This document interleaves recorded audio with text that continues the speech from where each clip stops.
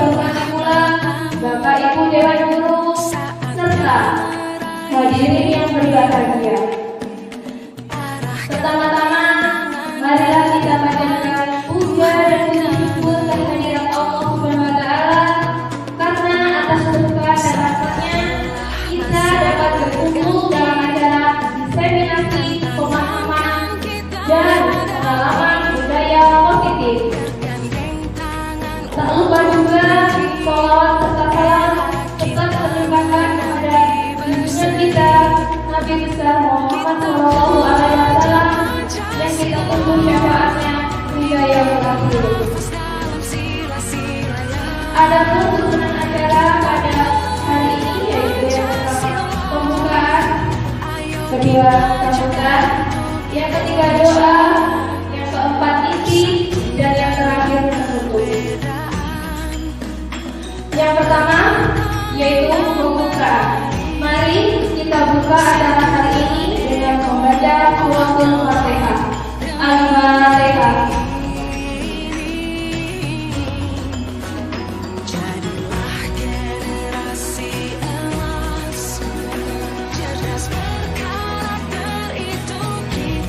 Terima kasih. Selanjutnya, untuk menumbuhkan rasa nasionalisme kita, mari kita menyanyikan lagu Indonesia Raya. Hadirin dimohon berdiri.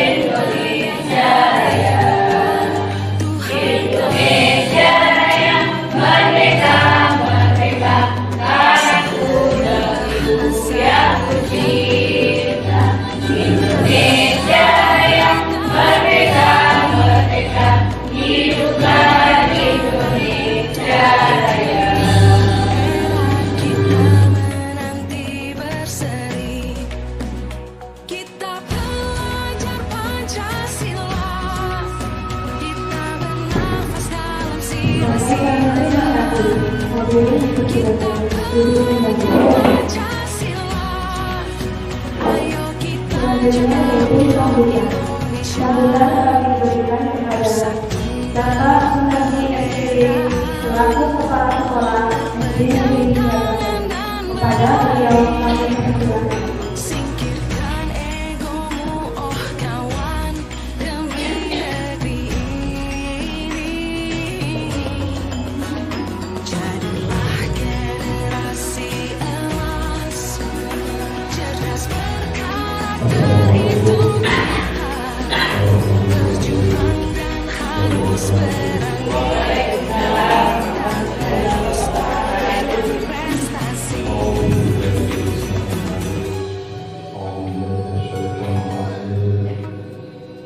Bismillahirrahmanirrahim.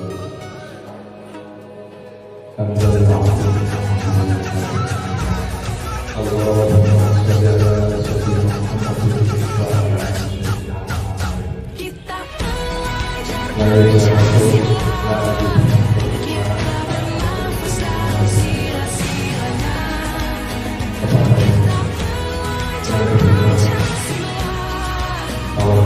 Kita jaga Indonesia. Kita belajar Pancasila. Kita bernafas dalam sila-silanya. Kita belajar Pancasila.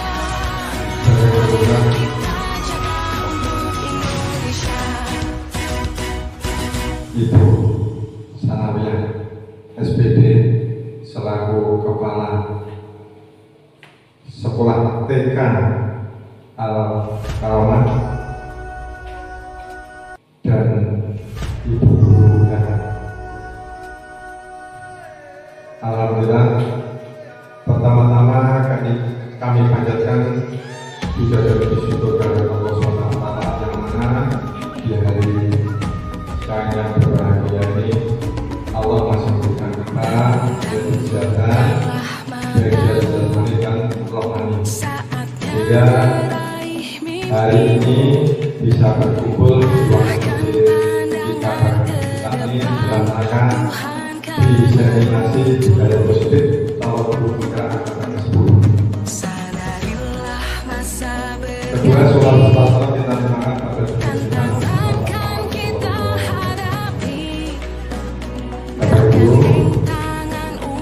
yang terhormat, apabila kita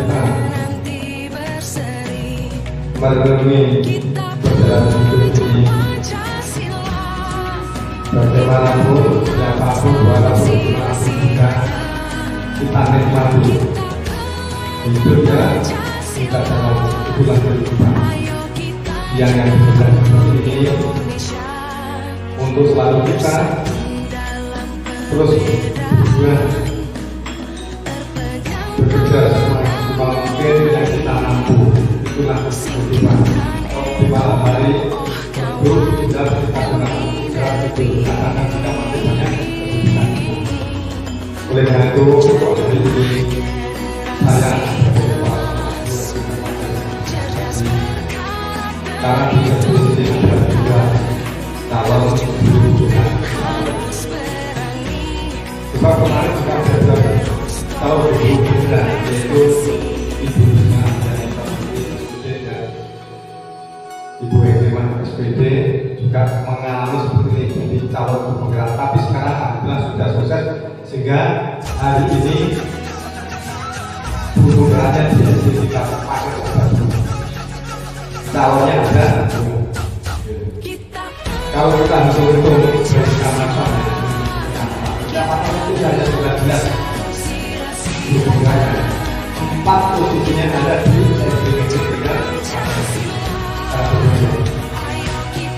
Sebab apa? Karena untuk memasuki SDG 3 kalau pemuda itu sangat sulit untuk mengikuti tes yang ada dari pemuda sangat sehingga untuk pakai ini mendapatkan 4 sekarang. Alhamdulillah. Untuk pakai lainnya belum ada, pakai 1, pakai 2, kucing juga belum. Ternyata pakai biarpun sekolahnya mewah kakek sawah ini ya, tapi alhamdulillah sudah mendapatkan 4 guru penggerak. Nah, di samping itu karena dia masih calon ini banyak kesibukan yang dihadapi. Ikut Zoom, terus ikut lagi seminar-seminar, loka karya, itu masih kesibukannya yang dimilikinya. Jadi tidak diam-diam, mau masuk saja, banyak proses, sudah masuk karena banyak proses itulah yang dialami oleh calon guru. Nanti selanjutnya biar dipilih lembaga-lembaga yang lain. Ini salah satunya dari 19 ini. Untuk selanjutnya biar banyak proses, tapi insya Allah nanti kita lulus guru. Nah, guru penggerak itu sangat dibutuhkan sekarang. Butuhkan apa? Itu jadi apapun. Kita menggunakan guru penggerak mau jadi pengawas dan sebagainya. Sertifikat guru penggerak mau jadi kepala sekolah tentunya sertifikat guru penggerak. Dan yang lainnya, jadi mempunyai nilai yang lebih. Dan untuk yang lain juga sama seperti guru waktunya dia dapat seperti. Oleh karenanya hari ini 3 Surabaya SPB sama yang akan menyampaikan penjelasan yaitu mengenai budaya-budaya positif yang ada di SD 3 paket ini. Dan saat ini juga pada masyarakat sini khususnya kepala PKO Bu Utama Inggris siswanya diarahkan ke SD juga dan pada sendiri kami ada juga program juga melakukan diarahkan dan saya mengatakan aku juga dari masyarakat juga itu belajar sama sampai akhirnya terima kasih atas perhatiannya dan mohon maaf jika ada kekurangan. Kami akhiri wabillahi taufiq wal hidayah. Assalamualaikum warahmatullahi wabarakatuh.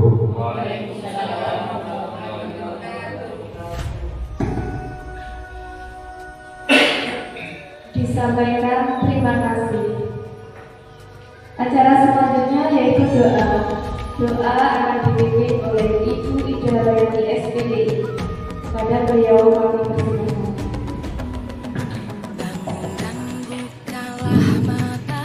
Assalamualaikum warahmatullahi wabarakatuh. Pandangan ke depan, Tuhan kan menuntun. Masa berganti, tantangan kita hadapi, dan rintangan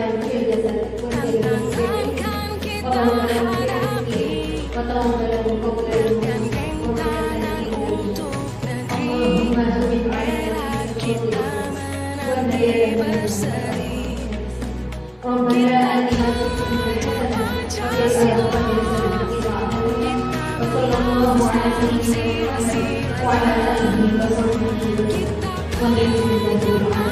Kita menanti berseri. Ayo kita jaga untuk Indonesia, bersatu dalam perbedaan. Wassalamualaikum warahmatullahi wabarakatuh.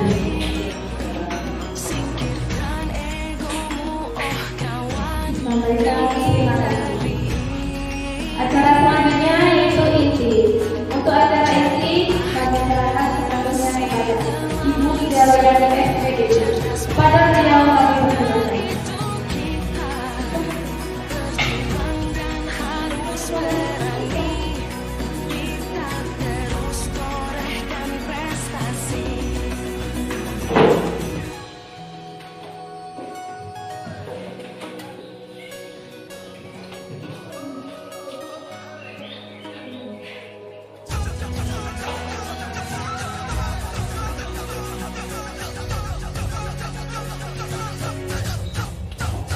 Kita belajar Pancasila, kita bernafas dalam sila-silanya. Kita belajar Pancasila, ayo kita jaga untuk Indonesia. Kita belajar Pancasila, kita bernafas dalam sila-silanya.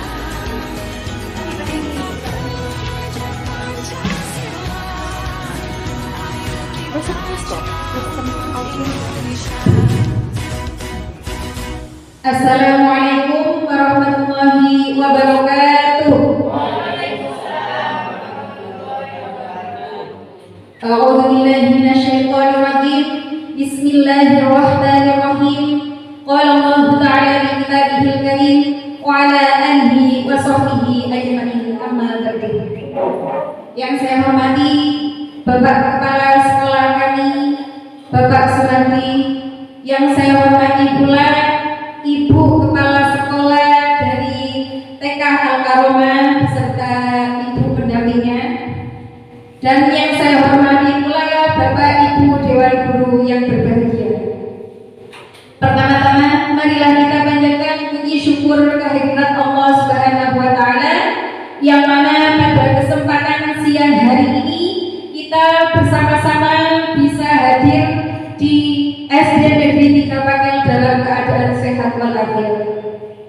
kedua kalinya sholawat serta salam marilah kita haturkan kepada junjungan kita Nabi besar Muhammad Sallallahu Alaihi Wasallam yang kita harapkan kelak syafaatnya di yaumul akhir. Bapak Ibu yang berbahagia, pada kesempatan siang hari ini saya di sini akan menyampaikan tentang materi budaya positif. Ya Bapak Ibu, sebelum materi kita lanjutkan, Bapak Ibu saya harapkan untuk berdiri sejenak. Monggo. Monggo kita bersama-sama menyanyikan lagu Profil Pelajar Pancasila.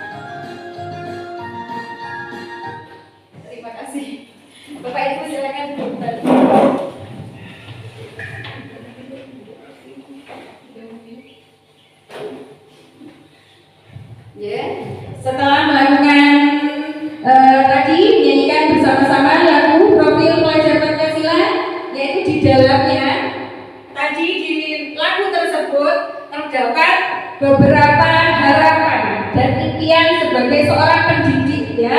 Harapan yaitu harus sesuai pembelajaran yang sesuai dengan profil pelajar Pancasila. Sebelum kita lanjutkan, kita buat kesepakatan terlebih dahulu. Pada kesempatan siang hari ini, mari kita bersama-sama buat kesepakatan. Yang pertama, saling menghormati. Yang kedua, aktif dalam kegiatan. Yang ketiga, kerjasama dan gotong royong. Yang keempat, selalu full senyum selama kegiatan.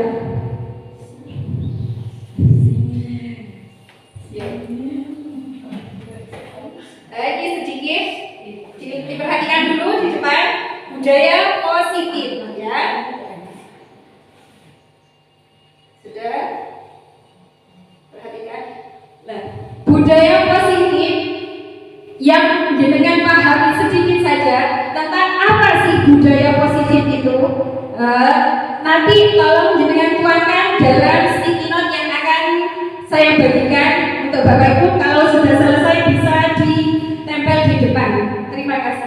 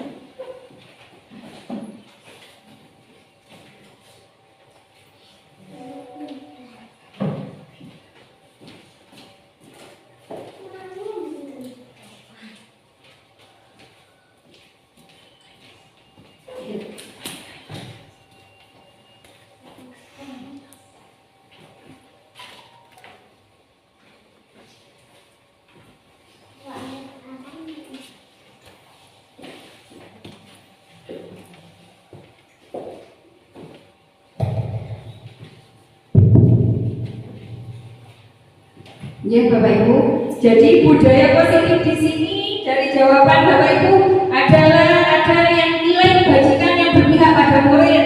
Terus budaya positif itu budaya yang bernilai positif, berlaku baik.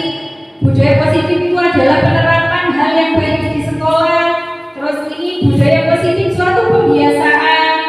Terus ini praktek baik yang ada di sekolah. Budaya positif merupakan hal-hal baik yang sudah berjalan yang ada di sekolah.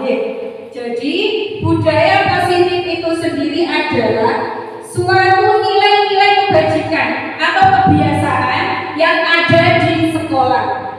Contohnya apa? Seperti tiap pagi mungkin bersalaman dengan guru, murid bersalaman dengan guru. Sebelum pelajaran melaksanakan doa bersama, pembacaan Asmaul Husna itu adalah contoh dari praktek baik yang ada di sekolah. Ada juga hal-hal seperti sholat duha. Kalau di SDTP 3 Pakal itu praktek baik yang sudah berjalan, budaya yang positif yang sudah berjalan, sholat duha setiap hari Rabu dan juga setiap hari Jumat, seperti itu. Budaya positif ini sendiri ada terbagi menjadi 6 hal. Yang pertama, disiplin positif dan nilai-nilai kebajikan universal. Yang kedua, motivasi, hukuman, penghargaan, restitusi. Yang ketiga, keyakinan kelas. Yang keempat, 5 kebutuhan dasar manusia. Yang kelima, 5 posisi kontrol restitusi. Dan yang keenam, segitiga restitusi. Selanjutnya kita akan membahas satu persatu. Kita mulai dari disiplin positif dan nilai-nilai kebajikan universal.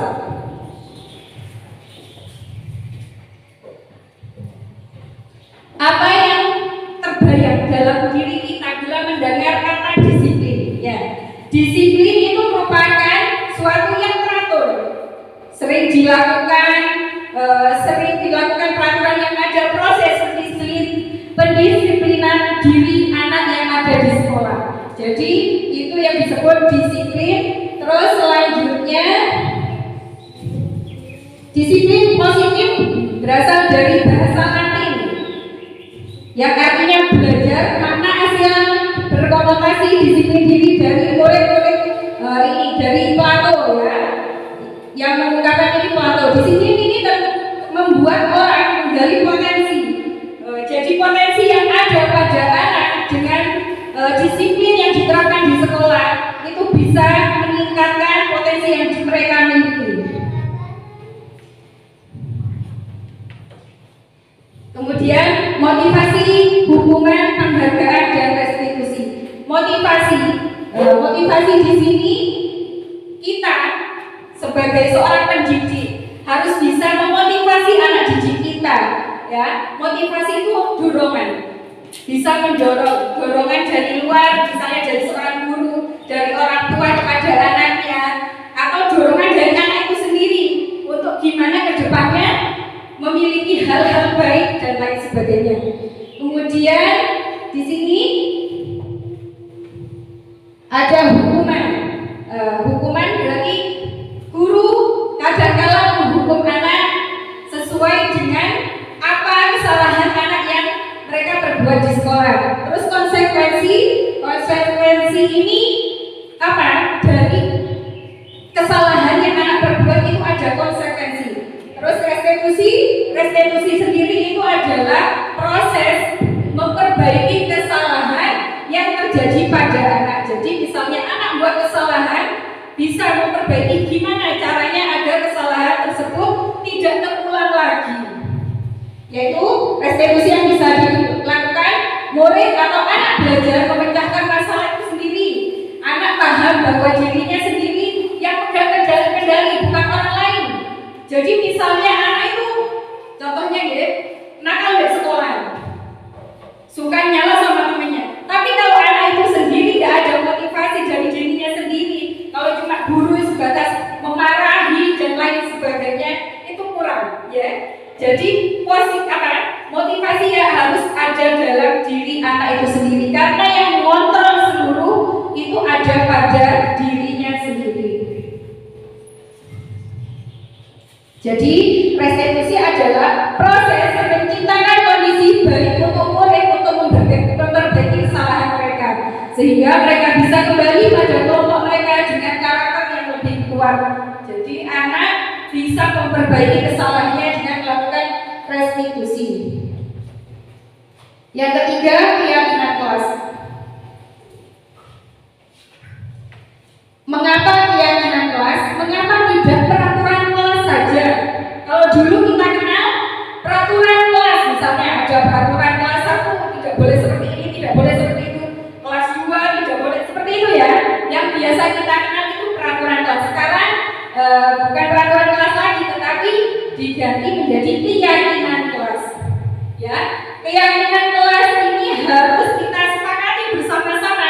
Kita buat dengan anak didik kita di kelas, terus kita sepakati. Contohnya, kenapa sih kok harus buat keyakinan kelas? Contohnya ini, penggunaan helm. Kenapa sih orang kok tidak pakai helm bisa ditilang dan lain sebagainya? Itu kemungkinan kalau tidak pakai helm bisa membahayakan keselamatan. Tapi kalau kita yakin dengan menggunakan helm kita akan selamat, tanpa takut dengan peraturan itu, dengan sendirinya kita akan menggunakan helm. Sama juga halnya dengan contoh kita, Pak. Sholat duha, misalnya sholat malam. Kalau kita yakin, kita punya keyakinan kan? Keyakinan kita dengan sholat malam mungkin salah satu doa kita akan dikabulkan oleh Allah. Tanpa ada yang menyuruh, dengan sendirinya mata kita melek. Ya, tengah malam langsung kita terbangun. Oh iya, karena kita punya keyakinan itu tadi. Kita awali dari semuanya dari keyakinan. Kalau peraturan diatur dan lain sebagainya mungkin pada saat diatur ya melaksanakan, setelah itu hilang sudah. Itu bedanya keyakinan dengan peraturan. Selanjutnya, keyakinan kelas bersifat lebih abstrak daripada peraturan yang lebih rinci dan konkret. Keyakinan kelas berupa pernyataan-pernyataan universal. Pernyataan keyakinan kelas senantiasa dibuat berbentuk hal positif. Misalnya, tadi keyakinan di awal pertemuan kita tadi full senyum saat kegiatan. Jadi bukan dilarang marah-marah saat kegiatan, bukan seperti itu. Full senyum, dengan seperti itu sudah ada keyakinan, oh dengan tersenyum berarti kita bahagia melakukan kegiatan ini. Seperti itu. Selanjutnya, 5 kebutuhan dasar manusia. Kita sebagai manusia, anak didik kita, terutama anak didik kita itu memiliki 5 kebutuhan dasar. Yang pertama, di sini bertahan hidup, kemudian penguasaan, kasih sayang, kebebasan, dan kesenangan. Kita mulai dari bertahan hidup. Sebagai manusia kita butuh bertahan hidup, butuh makan, minum, sandang, pangan, dan lain sebagainya. Jadi kebutuhan anak-anak kalau itu sudah terpenuhi, insya Allah aman. Tinggal kebutuhan selanjutnya, kebutuhan akan rasa kasih sayang. Jadi anak didik kita juga di rumah itu butuh kasih sayang. Kalau kurang kasih sayang di rumah, dia akan mencari sesuatu di luar rumah. Dia akan mencari perhatian. Misalnya berulah di sekolah, aslinya itu bentuk pencarian jati diri yang hilang dari rumah tadi. Dia kurang kasih sayang dari rumah, makanya dia lampiaskan di sekolahan, cari perhatian gurunya dan lain sebagainya. Itu bentuk yang tadi, kasih sayang dan rasa diterima, ingin diterima oleh orang lain. Terus yang ketiga, penguasaan. Jadi anak-anak itu ingin menguasai apa yang dia suka, apa yang dia mampu. Misalnya ada anak yang mampu dalam hal kreativitas, bisa menganyam, bisa membatik, menggambar seperti itu, ada yang bisa kaligrafi. Dia butuh penguasaan dalam hal itu. Kita sebagai guru hanya bisa mewadahi, hanya bisa menyalurkan bakat mereka. Jadi setiap anak itu punya apa? Penguasaannya sendiri-sendiri. Terus yang keempat, kesenangan. Jadi kita tidak bisa menyamaratakan kesenangan satu anak dengan kesenangan yang lainnya. Ada anak yang suka suka bermain terus, belajarnya harus sambil bermain. Ada anak yang belajar ya cukup dengan suasana yang sepi dan lain sebagainya.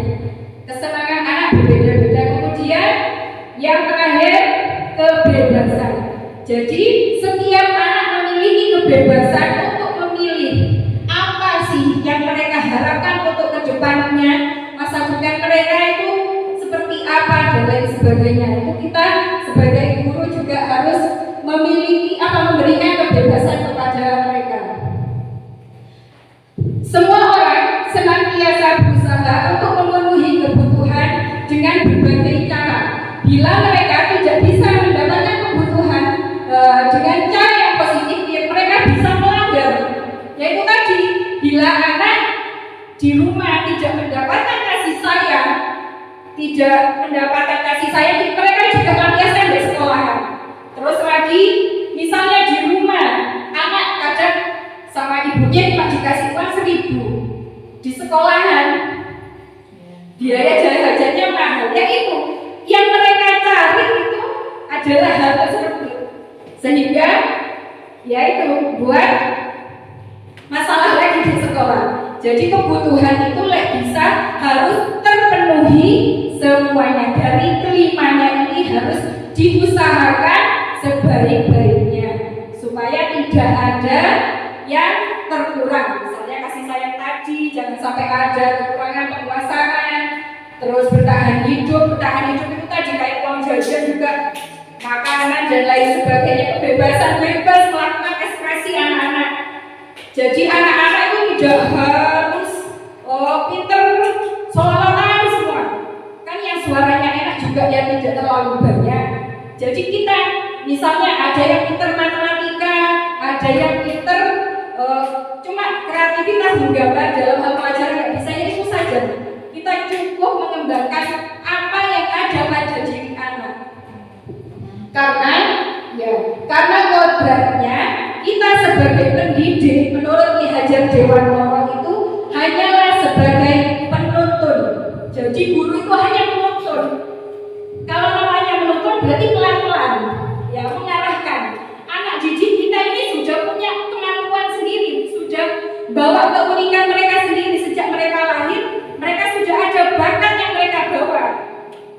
Ya, kita sebagai guru nggak usah menggeret dan lain sebagainya. Sudah, misalkan mereka bisanya di hal ini, ya sudah, ini saja kita dorong untuk melakukan untuk perbaikan ke depannya.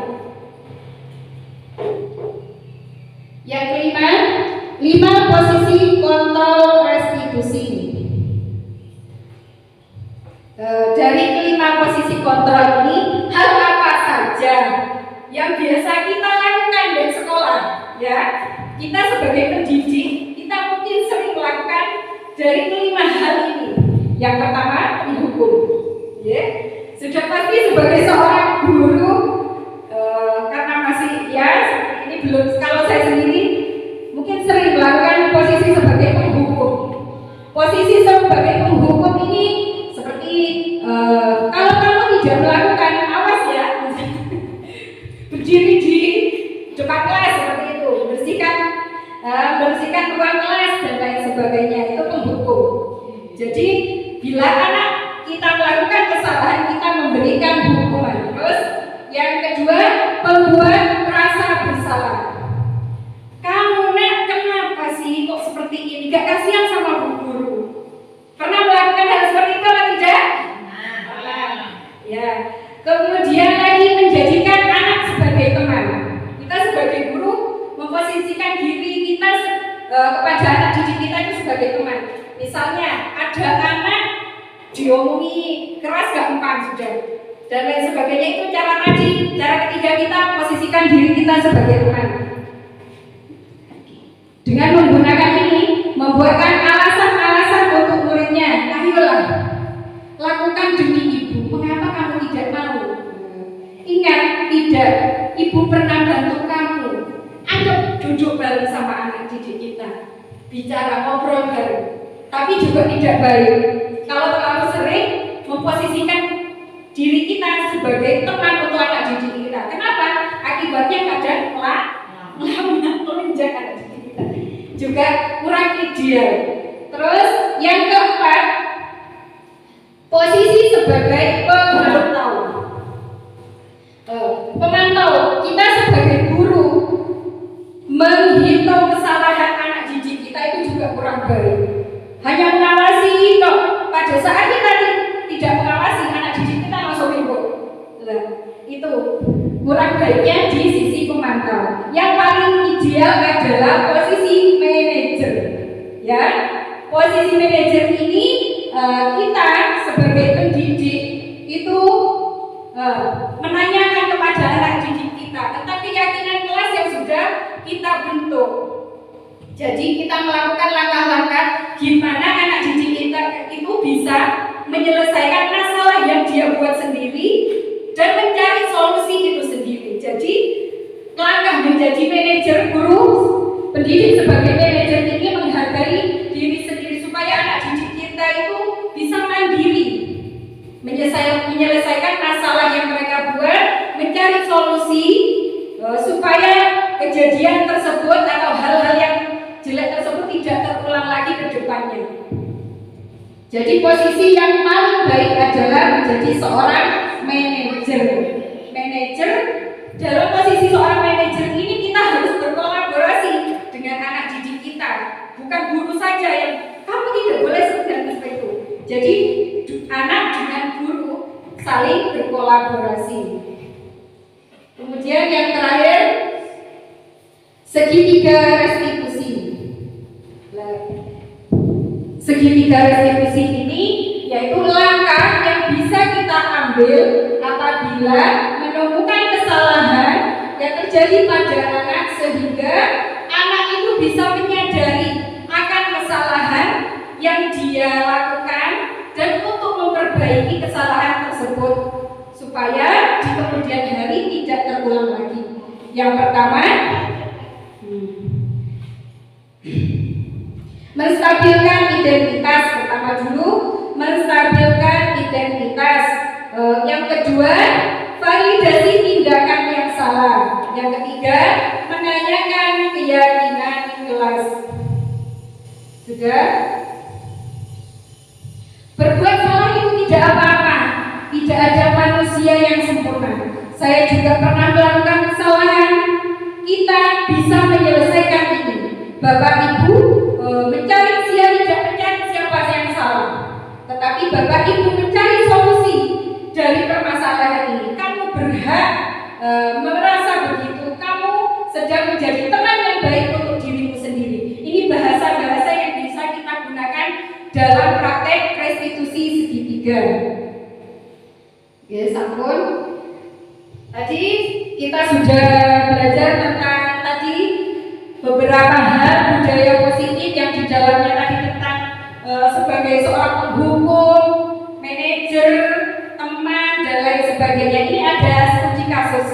Monggo kita bahas bersama Bapak Ibu. Sabrina hari itu bangun terlambat dan terburu-buru sampai di sekolah. Dia pun akhirnya sampai di gerbang sekolah, tapi baru menyadari kalau dia tidak menggunakan sepatu hitam. Nyampe di pintu gerbang, Pak Lukman memperhatikan sepatu Sabrina yang berwarna coklat. Sabrina berusaha menjelaskan pada Pak Lukman dengan terburu-buru bahwa dia salah menggunakan sepatu. Pak Lukman menanyakan Sabrina, apa peraturan sekolah dengan seragam dan warna sepatu? Sabrina sudah menjawab dan mengetahui bahwa sepatunya itu yang dia gunakan tidak berwarna hitam, namun terburu-buru dan salah menggunakan sepatu. Selain itu, tidak mungkin kembali pulang karena rumahnya Sabrina ini jauh, sehingga sudah terlambat. Sabrina meminta maaf dan memohon kembali kepada Pak Lukman agar tetap mengenakan sepatu seadanya dan berjanji tidak akan mengulangi kesalahannya lagi. Namun Pak Lukman tidak mau tahu. Tidak, kamu telah melanggar peraturan sekolah. Kalau tidak sanggup, ambil sepatu di rumah atau diantarkan sepatu ke sekolah. Ya sudah, kamu tidak bersepatu saja. Jadi Sabrina gak usah pakai sepatu, katanya Pak Lukman. Sekarang coba sepatumu dan silakan belajar tanpa sepatu seharian. Sabrina pun dengan berat hati mencopot sepatunya dan memberikannya kepada Pak Lukman. Seharian dia tidak berani bermain atau berkeliling sekolah karena malu dan lebih nyaman berdiam diri di dalam kelas tanpa alas sepatu. Dari kasus ini ada beberapa pertanyaan. Dalam kasus tersebut, sikap posisi apakah yang diambil oleh Pak Lukman? Nomor Bapak Ibu kira-kira? Penghukum, apa sebagai teman? Apa Pak Lukman ini memposisikan sebagai teman? Apa sebagai pemantau? Apa sebagai manajer? Kalau dilihat tadi, langsung penghukum, bagus sekali Ibu. Jadi posisi Pak Lukman di sini adalah sebagai penghukum. Dia menghukum tanpa memberi kata ampun, ya. Jadi si Sabrina langsung disuruh copot sepatunya. Dampak hukuman itu ada sisi negatifnya. Membuat anak merasa minder, malu. Itu dampak negatif dari posisi guru sebagai penghukum. Selanjutnya, bila Bapak Lukman mengambil posisi seorang manajer, apa yang akan dilakukan? Kalau seorang manajer berarti Pak Lukman mencarikan solusi, ya, membantu anak mencari solusi. Gimana anak itu, kesalahan yang dilakukan anak itu tidak terulang lagi ke depannya. Yaitu tadi, fasilitasi gimana? Apa keyakinan kelas yang sudah disepakati atau keyakinan sekolah yang sudah kita buat dan lain sebagainya. Misalnya anak kedepannya, saya tidak akan mengulangi lagi Pak, saya berjanji tidak akan mengulangi lagi, saya akan ke sekolah tepat waktu dan memperhatikan sepatu yang saya kenakan dan lain sebagainya. Yang ketiga, bila kita sebagai kepala sekolah, nilai kebajikan apa yang dilakukan kalau sebagai kepala sekolah? Bila kita sebagai kepala sekolah, berarti kita harus berkolaborasi dengan anak didiknya juga, dengan wali kelas, bekerja sama. Jadi harus ada kolaborasi, tidak cuma dilakukan sendiri, tetapi harus bekerja sama. Kalau misalnya masalah itu tidak dapat dicarikan solusi dengan anaknya, kita juga perlu berkomunikasi atau berkolaborasi dengan orang tua. Ya cukup, mungkin ini Bapak Ibu yang bisa saya sampaikan. Semoga bermanfaat untuk kita semua. Akhirul kalam, wabillahi taufiq wal hidayah. Wassalamualaikum warahmatullahi wabarakatuh.